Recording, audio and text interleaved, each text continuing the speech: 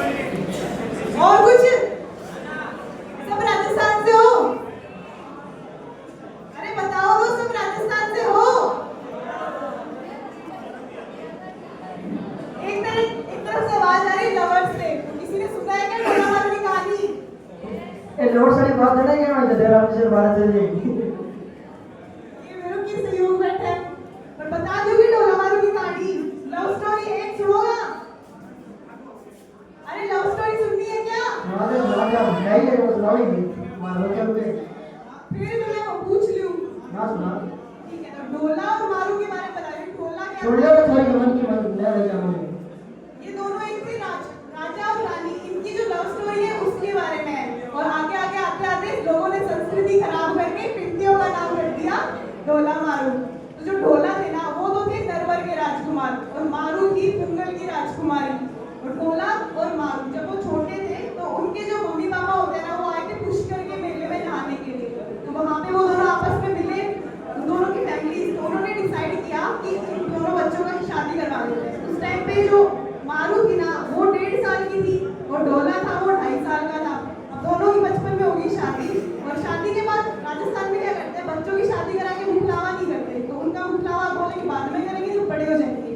तो चले गए अपने अपने घर। ढोला लौट गया नरवर, मारू चली गई पुंगल। धीरे धीरे थोड़ा टाइम बीता, वैसे वैसे ढोला के मम्मी पापा खत्म हो गए, और उन्होंने ढोला को बताया ही नहीं कि उसकी शादी हो रखी है, क्योंकि ढोला छोटा ही था उस टाइम पे। और मारू को भी नहीं पता उसकी शादी हो रखी है। टाइम गुजरता गया गुजरता गया।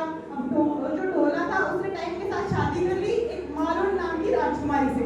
मालवा की राजकुमारी थी मालवण। अब ढोला की वाइफ मालवण और ढोला दोनों लाइफ गुजारे बढ़िया। और जो पुंगल वाले थे वो सोच रहे हैं कि भाई ढोला आ क्यों नहीं रहा हमारी बेटी को लेने के लिए। अब कई सालों से वेट कर रहे हैं, तो उन्होंने पत्र लिखना शुरू किया। अब जो ढोला की वाइफ थी ना, वो बड़ी तेज थी। उसको पता था कि ना ढोला की शादी हो रखी है, पर उसने भी नहीं बताया उसको। और उसने जो पत्र लेके आते हैं ना, उनको बोला कि जैसे ही पुंगल से कोई पत्र आए तो पहले मुझे देना, राजा के पास तो पहुंचना ही नहीं चाहिए। अब पुंगल वाले बार बार पत्र लिखे। वो पत्र जा रहे पहले मालवण के पास, मालवण तेज, वो पत्र फाड़ फूड़ के फेंक दे। अब ढोला को पता नहीं। पुंगल वाला फिर एक दिन जो पुंगल की राजकुमारी थी ना, तो उसको सपना आया कि उसकी शादी हो गई, और बढ़िया लव स्टोरी वाला सपना आया उसको। तो सुबह उठ के अपनी मम्मी को बताती है कि मम्मी रात को मेरे को सपना आया कि मेरी शादी हो चुकी है। तो उसकी मम्मी को थोड़ा भावुक होती है कि मेरी बेटी है, इतने दिनों से उसकी शादी हो रही है, इसको पता भी नहीं है। तो अपनी बेटी को बताती है कि बेटा तेरी शादी सच में भी हो चुकी है, पर जो तेरा पति है ना, वो तेरे को लेने नहीं आ रहा। मतलब हम उसको पत्र लिखते हैं, वो जवाब भी नहीं देता। तो वो थोड़ा सा सैड होता है। बट है ना, जो मारू थी वो सपने को लेके रांची घूमे। अब वो रांची घूम के उसको देख रही है कि उसके जो फ्रेंड्स है वो देख रही है कि वो खुश क्यों है। तो उससे पूछ रही है उसके फ्रेंड्स कि क्या बात है मारू, आज तो बड़ी रांची वीक है। अब मारू है वो बार बार उसको इग्नोर करे। अब ज्यादा फोर्स करने लगी तो मारू कहती है कि जो ये प्रेम कहानी है इसके बारे में मैं कैसे बताऊं तुम्हें। ये मेरे साथ तो वो हो रखा है कि जो गूंगा है उसको सपना आ रखा और वो देख रही है। अब जो गूंगे को सपना आता है वो बताना तो चाहता है, बता नहीं पाता। तो मारू को भी सपना आ रखा था, वो बताना चाहती है, पर उसकी फ्रेंड को नहीं पता कि मारू की शादी हो रखी है। अब टाइम निकलता गया। तो एक दिन है ना, जो मारू थी उसने घाटी कम्युनिटी आ रहा है यार, तो घाटी कम्युनिटी वाले क्या करते हैं, बैठ। लोग ईद होते हैं ना, उनकी जो पूरी कहानी सुनाते हैं। तो उन्होंने ना वो कहानी सुनाई, मारू ने उनको बुलाया, भाई ये मेरी कहानी है, उसको बताई उसने। अब घाटी समुदाय वालों को कहानी समझ आ गई, वो पहुंचे नरवर। अब नरवर जाने के बाद में उन्होंने वो पूरी कहानी है ना उस राजा के सामने प्रस्तुत करी। अब राजा को तब पता लगा कि भाई मेरी तो शादी हो रखी है। तो उसने अपनी वाइफ को कहा, उसकी वाइफ बोली अरे बारे ये तो राजा मेरा बैठ गयो, अब तो ये मेरी सोकर देखी आसी। अब राजा तो की रानी आ रही है रानियों।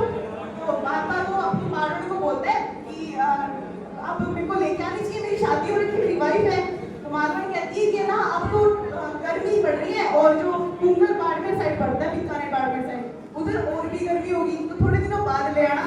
अब थोड़े दिन वेट करे, बरसात आ गई। तो राजा बोला कि गर्मी चली गई, बरसात आ गई, इन तो जाऊंगा मेरी लुगाई। तो मारवाड़ी फिर बोलती है कि ना अरे अभी तो बरसात ना थोड़ा चलता होगा, तो पछ नहीं आया हो। ऐसे ही सर्दी आ गई, तो सर्दी में भी रोक दिया।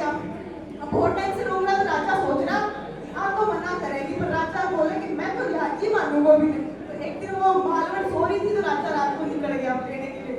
अब राजा लेने के लिए निकला, वैसे ही पहुंचा अपनी बहुत बरसात वगैरह क्रॉस करके।